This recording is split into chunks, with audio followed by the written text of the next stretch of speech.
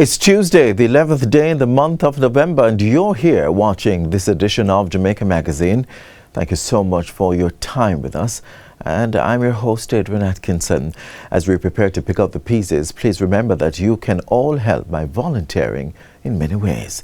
The Minister of Culture, Gender, Entertainment and Sport, Olivia Grange, has launched the National Registry of Volunteers as part of the government's broader plan to streamline disaster response and harness the skills of Jamaicans at home and abroad.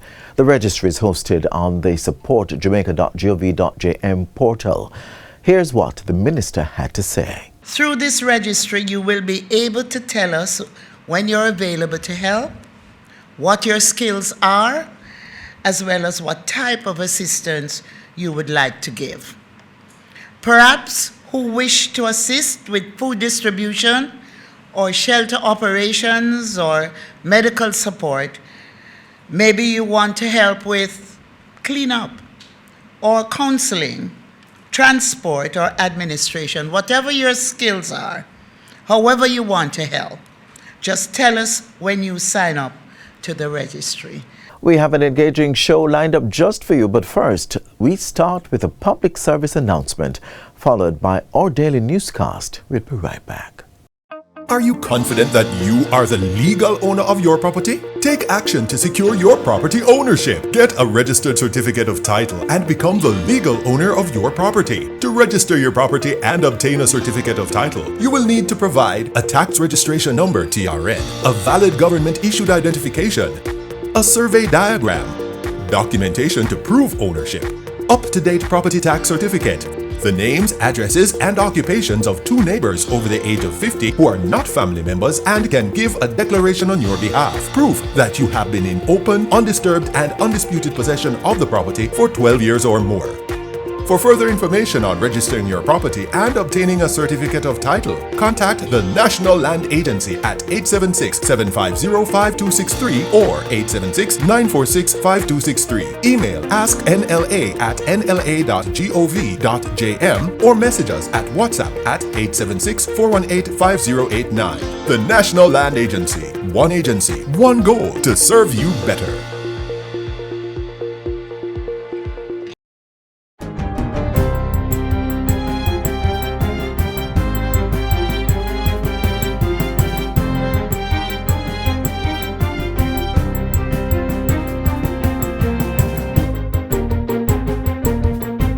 Good day, I'm Theodore Henry, and this is your JIS News for Tuesday, November 11, 2025. Jamaica has received an additional $10 million from the United States government to support the country's relief efforts in the aftermath of Hurricane Melissa. It adds to $12 million previously received, bringing the total to $22 million.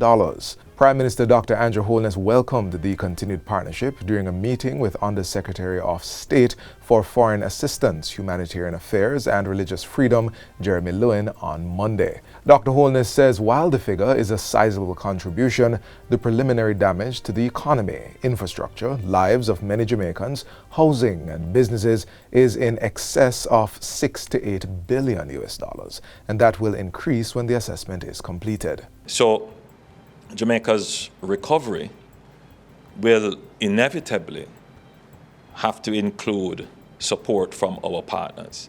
And so it is reassuring to know that the United States, our closest partner in this region, is supportive and willing to provide us with as much help as we need. And we do take that with some comfort. But I would also say that Jamaica is investing heavily in its own resilience and its own ability to recover. It is not an easy task to do that, but it is something that we must do as an independent nation to stand on our own 2 feet and be able to treat with the problems that we face. Prime Minister Holness indicates that the United States was one of the first international partners to respond to our crisis with logistic support, which includes helicopter services. Under-Secretary Jeremy Lewin says the United States stands willing to continue its support of search and rescue operations, provision and distribution of humanitarian aid, among other interventions. Jamaican people, like our people, are proud and resilient, and we have every faith that they will rebound quickly and will build back even better.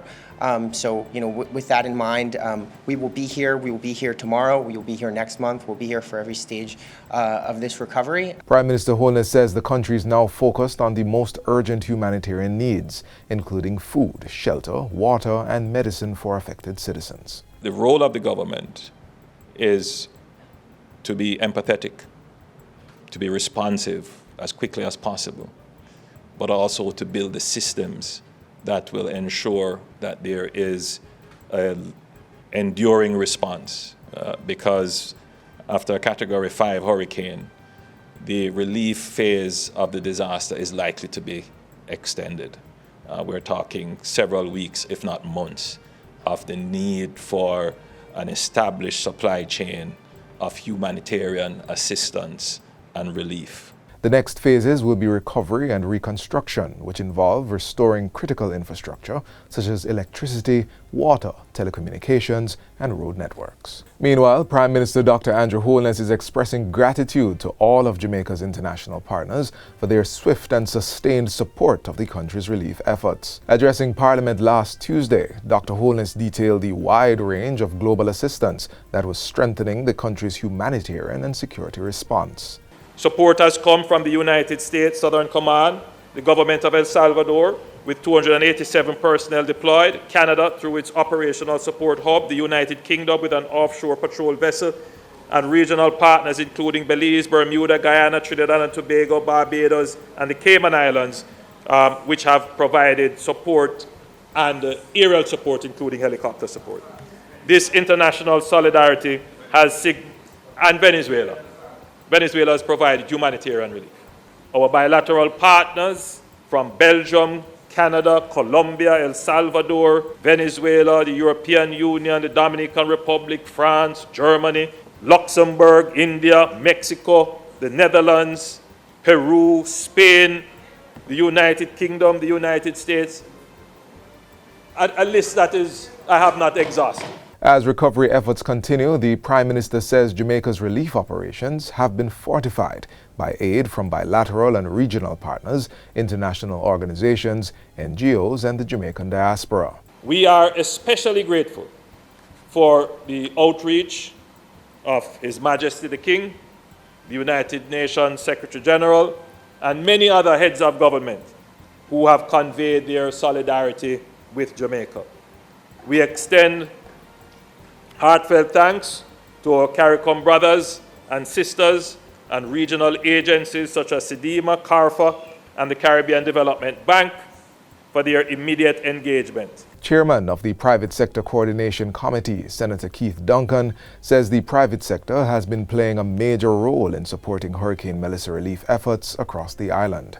He says to date, assistance has been provided to the Jamaica Defence Force, JDF, to develop its hub-and-spoke system for relief distribution, which includes logistics and manpower support. We have provided warehouse space, we have provided equipment, trucking, transportation, as they build out this multi-purpose distribution model across Jamaica. As I said, we're mobilizing for access, chainsaws. We're bringing in chainsaws because we don't have enough chainsaws and there are no more chainsaws in Jamaica. Earth-moving equipment to open up roads and access to the maroon communities. Senator Duncan was speaking during a special press conference at Jamaica House on Thursday. He added that an emergency operations center had been established with private sector partners to coordinate efforts aimed at restoring business operations and revitalizing economic activity. So working in tandem with everybody who is out there doing the work and clearing roads, getting light back in, getting water back in, the private sector is toe-to-toe working that through. We also have worked out the supply chain, and that has been in terms of the relief aid, the food, the water, the shelter, the building supplies. That's a supply chain thing that we're working through with the MLSS, who is in charge of procurement. The Rural Agricultural Development Authority, RADA, will host a pop-up livestock clinic in St. Elizabeth to provide urgent medical care for farm animals injured during Hurricane Melissa. The clinic is set for Wednesday, November 12 at 10 a.m. at 63 Coke Drive in Santa Cruz. It will offer on-site diagnosis and treatment for cattle, pigs, goats, and other livestock affected by the storm. This will be done in collaboration with Nutrimix, the Jamaica Society for Prevention of Cruelty to Animals, Baroque Distributors Limited, the Ministry of Health and Wellness, and the Veterinary Services Division of the Ministry of Agriculture. RADA is urging farmers in need of animal care or recovery support to attend the clinic. For additional information, farmers are encouraged to contact their RADA parish office. The National Fisheries Authority, NFA, has embarked on a rapid multi-phase response to assess the full extent of damage to the fisheries sector and to implement a comprehensive recovery and resilience plan. The initiative is being carried out in collaboration with the Ministry of Agriculture, Fisheries and Mining, as well as the Caribbean Regional Fisheries Mechanism, CRFM. In a release, the NFA says preliminary assessments project losses amounting to billions of dollars from widespread destruction across fishing communities, aquaculture operations, and key infrastructure. In addition, severe devastation has been reported from western Manchester through northern St. Anne and in the eastern parishes of St. Thomas, Portland, and St. Mary. The NFA also confirms that several of its facilities in St. Elizabeth and Westmoreland sustained heavy damage. Chief Executive Officer of the NFA, Dr. Gavin Bellamy, says the impact extends throughout the supply chain, and as such, the immediate focus will be on stabilizing the situation, supporting staff and fishers, and clearing critical choke points. Dr. Bellamy adds that efforts are underway to transport essential feed to aquaculture farms to prevent further losses and protect remaining fish stocks. The National Irrigation Commission Limited, NIC, has commenced distribution of free non-potable water to farming communities that have been significantly impacted by the hurricane. Distribution is now underway at the Beacon 1 and 2 and the Hounslow filling stations in St. Elizabeth, as well as the New Forest filling station in Manchester. The NIC says this effort is part of a greater relief initiative to support farmers and farming communities, recognizing that while the water is non-potable and not for drinking, it can still be used for essential purposes beyond agriculture. In addition, the NIC's technical teams have been actively deployed across all operational regions to clear canals, assess damage, and reinstate service to farmers. The Commission confirms that several systems have already been restored, and work continues urgently in areas still affected by power interruptions and blocked infrastructure. Farmers are encouraged to maintain contact with their respective regional offices for localized updates and to report any issues affecting water access. And finally, following the resumption of toll operations, a new toll access protocol has been established to allow for swift passage of authorized aid and relief vehicles to distribute humanitarian aid to those affected by the hurricane. According to the Ministry of Energy, Transport and Telecommunications, this came into effect on November 10. Under this new system, government agencies, NGOs, charitable groups, private individuals or volunteer groups, and international partners must submit requests for free toll access to the Toll Authority of Jamaica. Approvals will be processed within 9 hours or less to avoid delays. Applications should be emailed to toll.authority@mtw.gov.jm and jerome.palmer@mtw.gov.jm.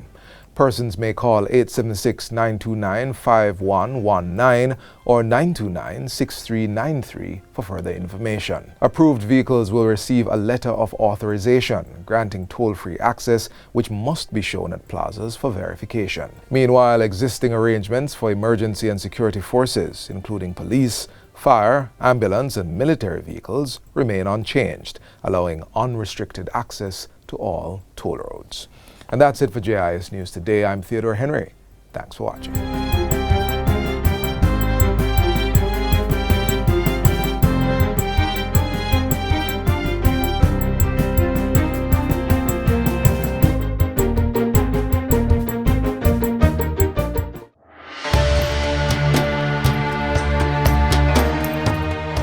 The shadows of October 28, 2025 still linger, the aftermath of Category 5 Hurricane Melissa. The powerful system made landfall in Jamaica, leaving a trail of devastation across the island. While every parish felt its force, the western end bore the brunt of the storm. Many residents are still without homes, vital infrastructure has been wiped out, and communities are struggling to rebuild. As a nation, we're all picking up the pieces together. Let us continue to stand united and support recovery efforts by donating through the country's official disaster relief and recovery portal at supportjamaica.gov.jm. The government is reminding businesses and consumers that price gouging is illegal, especially during times of national recovery. Let's hear what the Consumer Affairs Commission, CAC, has to say.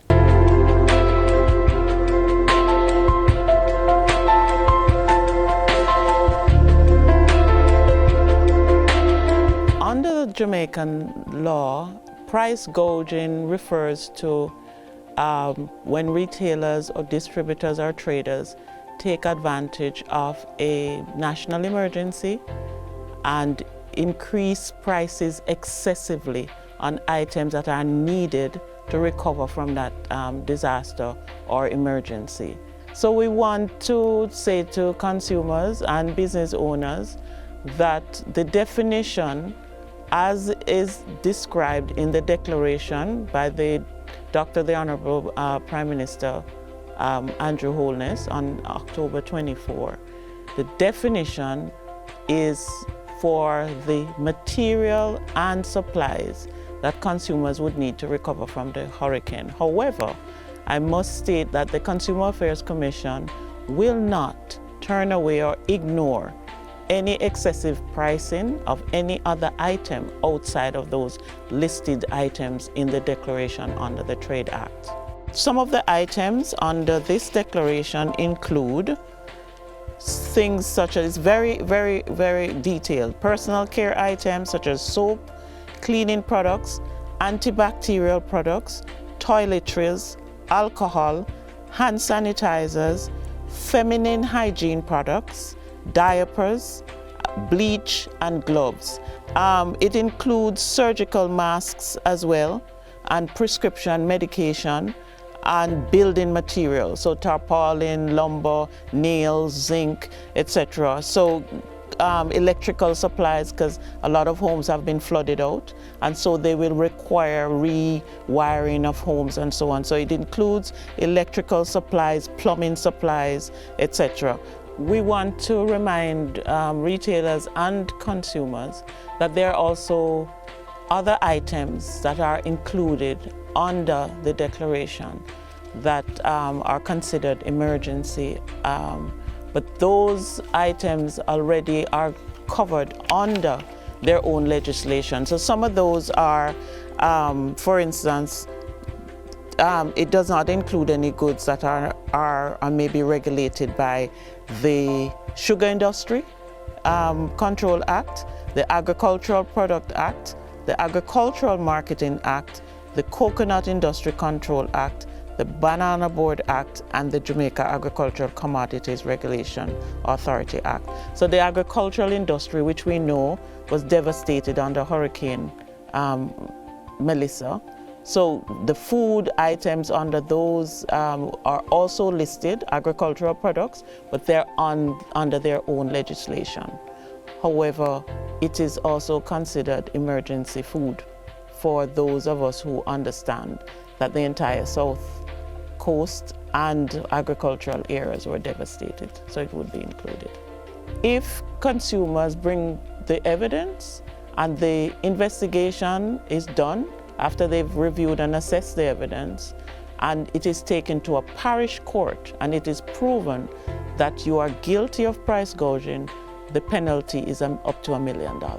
When we talk about evidence, the consumer needs to ensure that they have a receipt, and a receipt in this circumstance, while we're going through this recovery, a receipt can be a photograph. So you can use your mobile phone and take a picture of the price that you pay for it. In general, the Consumer Affairs Commission is the point agency for the reports. However, we want consumers to understand that whomever you can have supporting you in contact in places where connectivity is down and you need to have a case reviewed.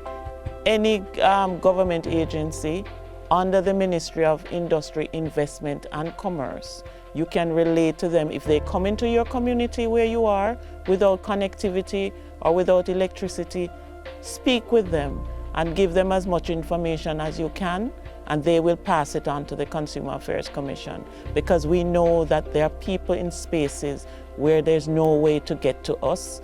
While we have our website at cac.gov.jm, we have our telephone connection, 876-619-4222, and that goes all the way up to 30. And we have our social media platforms, X, Facebook, Instagram, and so on. We know that persons may not be able to do that.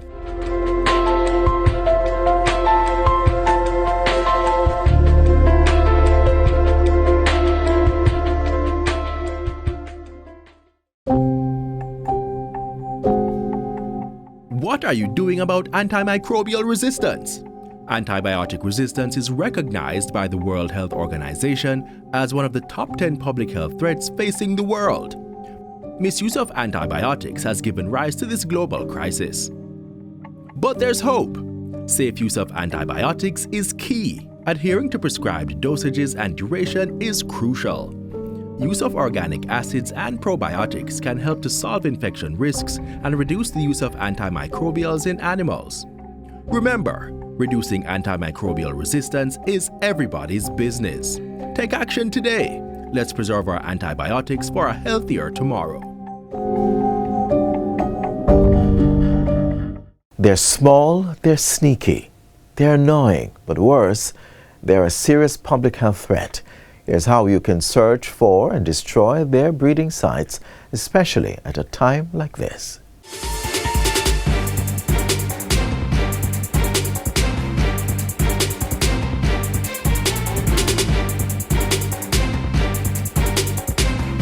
Mosquitoes are undoubtedly annoying, with their irritating sound and stinging bites. But there are more compelling reasons we'd rather not have them around. Several species are carriers of diseases and a threat to human health. Of most significance to Jamaica is the Aedes aegypti mosquito, known to transmit dengue fever, chikungunya, yellow fever, and the Zika virus. Only female mosquitoes bite, doing so to get the blood they need for egg production. And therefore, only female mosquitoes transmit these viruses.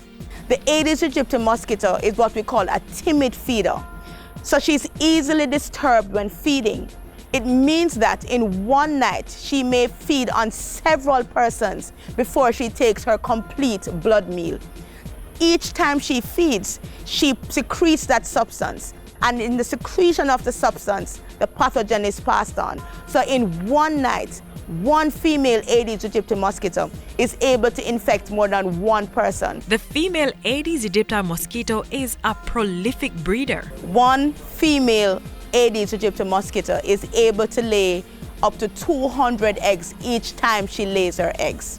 So one mosquito can populate an entire area. The lifespan of the mosquito is around 3 weeks, and the entire cycle from egg to adult can occur in as little as 7 to 8 days. Female mosquitoes are ready to mate within a few hours after reaching their adult stage, and males are usually ready within 24 hours. This mosquito prefers cleaner waters for the female mosquitoes. She will lay her eggs in water, and for the Aedes, it will be water which is in and around the household.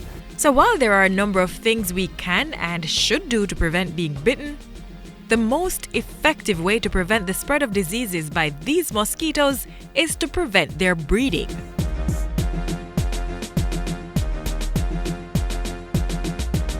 The Aedes aegypti mosquito is a mosquito that breeds in a containerized environment. They do not breed in rivers and drains, but they breed in containers that can be found in and around where persons dwell.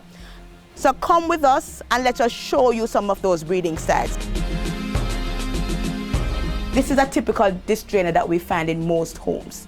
And under most dish drainer is a tray that collects the water that comes off the dishes. And believe it or not, we have found breeding in several homes in these disc drainers. Yes. You can see that we have water that has settled. If this water does not evaporate quickly, it can lend itself to the breeding of the Aedes aegypti mosquito. So you not only have to empty the disc drainer, but you have to scrub to remove those eggs. This is the typical saucer that we will find under a plant. The rain has recently fallen, it has collected water, and right now it is steaming with the Aedes aegypti mosquito. Do you have some of these in your home? Aedes aegypti prefers water that is a little bit on the cleaner side, and it's found in a shaded environment. So what should we do with something like this? It's quite simple. You need to throw away the water.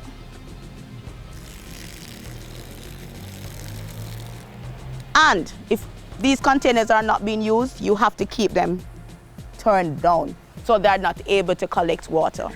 If you have them under your plants, we ask that you bore holes in them so that it will not collect water. Do you have these in your homes? We find these in a lot of hotels and business places. And we ask those persons, check these bird baths or any ornamental things like these you have in your garden to ensure that they are not breeding the Aedes aegypti mosquito. There are things like this thrown down in person's backyard. Old equipment, old furniture, old fixtures that are taken from homes, especially during construction. These are also able to hold water. And if they're holding water and sit for a while in the environment, they will also breed mosquitoes. And so we have found breeding in wheelbarrows, in old refrigerator, in old sinks such as this one. And we ask persons, if you're throwing out these, please ensure that they are positioned in such a way that they will not collect water. Many persons, when they do have their drums, most times the drums do not have any covers. So there is a mesh cover which is so designed to replace the missing covers. It is lightweight, and what we do is just simply slip it over, and the mesh is so designed mosquitoes will not be able to go through this mesh to get to the water. So this is the ideal way.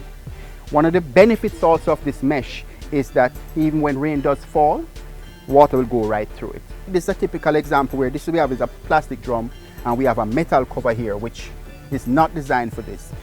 Whilst in some practice the intent is good, there may be occasions in which it does not fit or sit properly, and as a result you still have openings where mosquitoes can go right through and breed. The mosquito is breeding right there in some very small places right around where you live. What is the habit we want you to develop? Once every week, search for and destroy the breeding sites of the Aedes aegypti mosquito.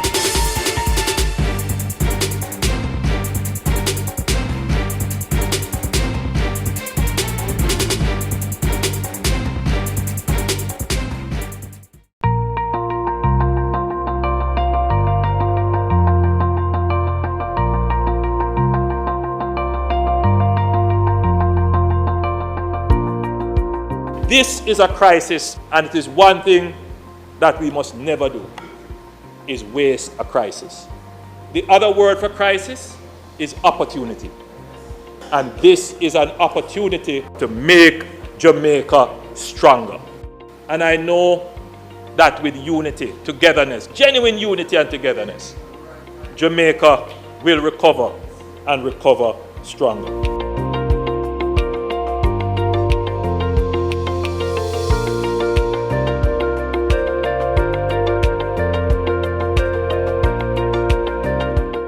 And that's it for today's edition of Jamaica Magazine. Remember, the man who moves a mountain begins by carrying away small stones.